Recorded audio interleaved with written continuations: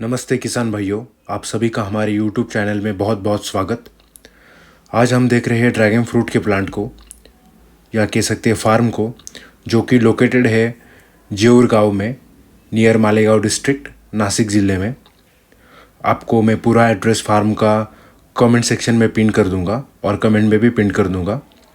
जिसकी वजह से आपको कांटेक्ट करने में भी आसानी होगी। अगर आप कुछ इन्फॉर्मेशन इस वीडियो में अगर मैं प्रोवाइड नहीं कर पाया तो आप उस नंबर के ऊपर कांटेक्ट करके सारी इन्फॉर्मेशन पूछ सकते हो। तो आज मैं आपको बताने वाला हूँ ड्रैगन फ्रूट के फार्मिंग के लिए जो एटमॉस्फेयर है वो कैसा लगने वाला है, वाटर की साइकिल कैसी होती है, उसको ऊपर एकड़ कॉस्ट कितनी आती है, और अगर हर साल बाय साल उसका प्रॉफिट कितना होता है, उसके लिए टाइम पीरियड कितना लगता है प्लांट को पूरी तरीके से ग्रो करने में, और जो लाइफ स्पैन होता है ड्रैगन फ्रूट प्लांट का वो कितना होता है, और आपका जो एनुअल रिटर्न्स है, मतलब जितना प्रोडक्शन कैपेसिटी है प्लांट का वो ईयर बाय ईयर एकड़ के हिसाब से कितना बढ़ता है, और इसका मार्केट आपको कहाँ पे मिलेगा, और कौन सा वैरायटी आपको लगाना चाहिए, या फिर किस तरीके से आपको इसकी टेक केयर करनी चाहिए, और ट्रेलिस मेथड के एडवांटेज के बारे में भी मैं इसके बारे में इस वीडियो के थ्रू आपको बताऊंगा। तो चलिए शुरू करते हैं। सबसे पहले मैं बताना चाहता हूँ कि एटमॉस्फेयर के बारे में। तो एटमॉस्फेयर अगर आप देखोगे तो सिंपल सी बात है, कहीं सा भी कैसा भी एटमॉस्फेयर हो चलेगा, सिर्फ बर्फ़ वगैरह नहीं गिरना चाहिए आपके एरिया के अंदर। और दूसरी सबसे इम्पोर्टेंट चीज़ यही है कि जहाँ पर भी अगर आप प्लांट अपना लगा रहे हो, या फिर जहाँ पर भी आप ड्रैगन फ्रूट की फार्मिंग करना चाहते हो, उस खेत के अंदर पानी जो है वो स्टोर नहीं होना चाहिए। मतलब अगर 8-10 दिन अगर बारिश गिरती है आपके एरिया में तो भी चलेगा, पर जब 11th और 12th डे या फिर 11 और 12वें दिन जब बारिश खुलती है तब पानी वहाँ से निकल जाना चाहिए। मतलब शहर जो खेती है आपकी, वहाँ पे फ्लोटेड पानी बिल्कुल भी नहीं रहना चाहिए। तो यही एक सिंपल ज़रूरत है जो कि प्रॉब्लम देती है ड्रैगन फ्रूट हार्वेस्टिंग के टाइम, या फिर ओवरऑल ग्रोथ के टाइम ड्रैगन फ्रूट में। तो उसकी वजह से ये एक जो प्रिकॉशन है वो हम सब किसान को लेनी ज़रूरी होती है। और उसके बाद अगर हम बात करेंगे तो सॉइल की, तो सॉइल आपकी कैसी भी हो, अगर वो काली हो या फिर पोएटा हो तो भी चलेगा, उससे कोई फ़र्क नहीं पड़ता ज़्यादातर। उल्टा अगर वो काली ना हो तो अच्छी होता है, पर अगर कैसे भी लैंड हो या फिर कोई भी सॉइल हो तो उससे कुछ ज़्यादा फ़र्क नहीं पड़ता ओवरऑल डेवलपमेंट के ऊपर या फिर प्रोडक्शन के ऊपर जो ड्रैगन फ्रूट का हम लेने वाले हैं उसका।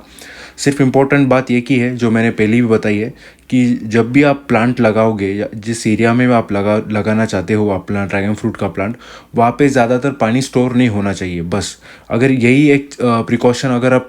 किसान भाई लेता है तो उसकी वजह से काफ़ी ज़्यादा जो प्रॉब्लम्स है जो आने वाली है ड्रैगन फ्रूट को, तो वो नहीं आती है। अगर अभी मैं बताने वाला हूँ वाटर साइकिल के बारे में, तो सबसे पहले जब पहली बारिश गिरती है जून के बाद, तो वहाँ पे आप प्लांट को लगाते हो, तो जून से लेकर आप नवंबर दिसंबर तक उसको पानी दे सकते हो। अगर आपका जो प्लांट है जो ओवरऑल प्लांट है ड्रैगन फ्रूट का, वो अगर 1 साल पुराना हो चुका है या फिर नया भी क्यों ना हो, तो जून से लेकर दिसंबर तक आपको पानी देना चाहिए। और उसके बाद दिसंबर से लेकर अगले मई तक आपको पानी बिल्कुल ही बंद कर देना है। वो पानी इसलिए बंद कर देना है क्योंकि सन बर्निंग का काफ़ी इश्यूज़ होते हैं कई बार कई एरिया में। अगर हम ओवरऑल इंडिया के बारे में बात करें तो कई बार टेम्परेचर जो है वो 35, 40, 45 डिग्री सेल्सियस तक भी चला जाता है। अगर आप पानी का ठीक से साइकिल का मैनेजमेंट करते हो तो इतना बड़ा प्रॉब्लम सनबर्निंग का फेस नहीं करोगे। तो ये सबसे बड़ी इंपॉर्टेंट चीज़ निकल के सामने आती है कि दिसंबर से लेकर मई तक आपको पानी बिल्कुल भी नहीं देना है, क्योंकि आप सनबर्निंग को अवॉइड करने के लिए। अगर आपके यहाँ पे इतना ज़्यादा सनबर्निंग का इशू नहीं है, जैसे कि नासिक में है तो ज़्यादा टेम्परेचर नहीं होता, तो थोड़ा बहुत अगर आप पानी दोगे भी तो उसकी वजह से कुछ प्लांट की ग्रोथ नहीं रुकने वाली, उल्टा आपको प्रोडक्शन जो है अगले साल ग्रोथ की वजह से ज़्यादा निकलेगा। बट अगर आपके यहाँ पे ज़्यादातर हीट का एटमॉस्फेयर होता है, जो कि रेस्ट ऑफ इंडिया में ज़्यादातर होता ही है, तो उसकी वजह से आप सनबर्निंग को अवॉइड करने के लिए पानी कम दीजिए। और ऊपर से अगर आप थोड़ा बहुत उसके लिए कुछ नेट भी डाल दोगे, जिसकी वजह से उस प्लांट को ज़्यादातर सन की हीट की वजह से प्रोटेक्शन मिलेगा, तो भी वो सन बर्निंग से प्रोटेक्शन के लिए काफ़ी इंपॉर्टेंट रोल प्ले करता है। तो ये एक बात हम किसान भाइयों को ध्यान में रखनी चाहिए। उसके बाद अगर हम देखोगे तो कॉस्ट जो है वो 1 एकड़ में अगर आप लगाना चाहते हो ड्रैगन फ्रूट का, तो एक एकड़ के हिसाब से ट्रेली सिस्टम से अगर आप जाओगे तो ऑलमोस्ट आपको 5 से 5.5 लाख तक कॉस्ट आएगी। उसमें आपको ड्रिप भी मिल जाएगी, मतलब ड्रिप की कॉस्टिंग से लेकर जो आप उसके लिए स्टील या फिर सीमेंट के पोल यूज़ करने वाले हो वो बात, या फिर प्लांट जो हम लेते हैं जिसका हम कलम कहते हैं उसकी कॉस्टिंग, और कंपाउंड करने की भी कॉस्टिंग वेरीज करती है। तो मतलब जगह के हिसाब से और थोड़ा बहुत रेट ऊपर नीचे होता है, पर रफली अगर आप देखोगे तो कम से कम 5, 5.5, 6 लाख तक आपको मैक्सिमम कॉस्टिंग आ जाएगी अगर आप 1 एकड़ ड्रैगन फ्रूट का प्लांट लगाना चाहते हो तो अगला पॉइंट होता है कि प्रॉफिटेबिलिटी कितनी होती है। तो सबसे पहली बात, अगर आप पहले साल लगाते हो तो पहले 12 महीने तक आपको कुछ ज़्यादा सिर्फ प्लांट जो है वो ग्रो ही करेगा। उसके बाद अगर इस जून में आप लगाते हो तो अगले जून तक वो सिर्फ ग्रो ही करेगा। फिर 13 मंथ से लेकर अगले 5-6 महीने जितना आप सीज़न रहता है उसका, नवंबर तक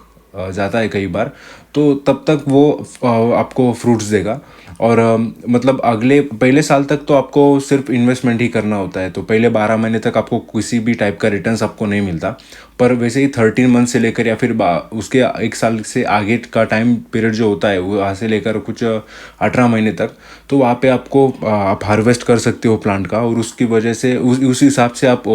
उससे प्रॉफिट भी ले सकते हो। तो जो सेकंड ईयर होता है जो हम जब ड्रैगन फ्रूट लगाते हैं उसके बाद के, तो वहाँ पे आपको अप्रॉक्सीमेटली 8 से 10 लाख रुपए पर एकड़ के हिसाब से प्रॉफिट होगा। पर जैसे जैसा प्लांट पुराना होता जाएगा उसकी फ्लोरिंग उसका जो फल देने की कैपेसिटी है वो भी धीरे धीरे बढ़ती जाएगी, और उसकी हिसाब से वो जो प्रोडक्शन कैपेसिटी है प्लांट का, प्रोडक्शन कैपेसिटी जो है प्लांट का वो बढ़ने की वजह से 3rd और 4th ईयर से लेकर अगले सालों तक आप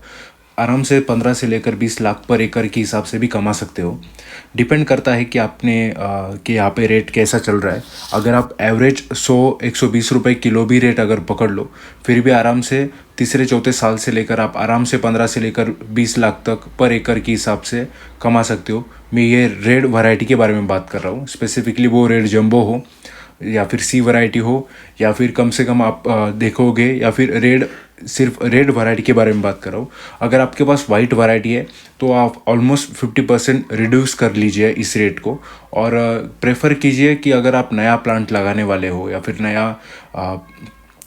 ड्रैगन फ्रूट फार्मिंग स्टार्ट करने वाले हो तो आप ट्राई कीजिए कि आप ज़्यादातर रेड वैरायटी में ही ट्राई करें, क्योंकि उसका मार्केट रेट से लेकर हर चीज़ आपको काफ़ी ज़्यादा बेनिफिट देगी कमर्शियल पर्पस के हिसाब से देखा जाओगे तब भी। और ओवरऑल देखोगे तो आप एक ड्रैगन फ्रूट प्लांट की जो लाइफ है वो ऑलमोस्ट 25 से लेकर 30 साल तक होती है। तो ये काफ़ी लॉन्ग टर्म इन्वेस्टमेंट पर्पस के हिसाब से भी देखोगे तो भी ये काफ़ी बेनिफिशियरी रहेगा हर एक किसान के लिए। और स्पेसिफिकली अगर कुछ टाइप के किसान होते हैं जो पार्ट टाइम किसान हम उनको कह सकते हैं, जो कि खेती भी करते हैं जॉब भी करते हैं, तो उनके लिए काफ़ी बेनिफिट वाला प्रोडक्ट है। क्योंकि उस हिसाब से देखोगे तो आपको ज़्यादा यहाँ पे मैन पावर की ज़रूरत नहीं पड़ती, या फिर ज़्यादा आपको ये ज़्यादा सेंसिटिव पीक नहीं है, इसकी वजह से ज़्यादा आपको ह्यूमन इन्वॉल्वमेंट की भी ज़्यादा ज़रूरत नहीं पड़ती।